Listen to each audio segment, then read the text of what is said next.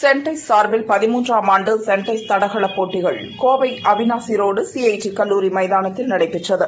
போட்டியை கல்லூரி முதல்வர் ராஜேஸ்வரி, ஒருங்கிணைப்பாளர் திவ்யா மோகனா துவக்கி வைத்தனர். இதில் பல்வேறு என்ஜினியரிங் மற்றும் தொழில்நுட்ப கல்லூரிகளைச் சேர்ந்த 600க்கும் மேற்பட்ட மாணவ மாணவியர் பங்கேற்றனர். 100 மீட்டர், 400 மீட்டர், 800 மீட்டர், 1500 மீட்டர், நீளம் தாண்டுதல், மும்முறை தாண்டுதல், வட்டு எறிதல், ரிலே உள்ளிட்ட தடகள போட்டிகள் நடத்தப்பட்டன. மாணவர்கள் பிரிவில் 56.5 புள்ளிகள் எடுத்து கேபிஆர் என்ஜினியரிங் மற்றும் தொழில்நுட்ப கல்லூரி ஒட்டுமொத்த சாம்பியன் பட்டம் வென்றது. 2ஆம் இடத்தை 30 புள்ளிகள் எடுத்த குமரகுரு கல்லூரியும் 28 புள்ளிகள் எடுத்து கொங்கு என்ஜினியரிங் அணியும் 3ஆம் இடம் பிடித்தன. மாணவியர் பிரிவில் கொங்கு என்ஜினியரிங் அணி 74.5 புள்ளிகளுடன் முதலிடம், 32 புள்ளிகள் எடுத்து பன்னாரியம்மன் கல்லூரி 2ஆம் இடம், 22 புள்ளிகள் எடுத்து கேபிஆர் அணி 3ஆம் இடம் பிடித்தன.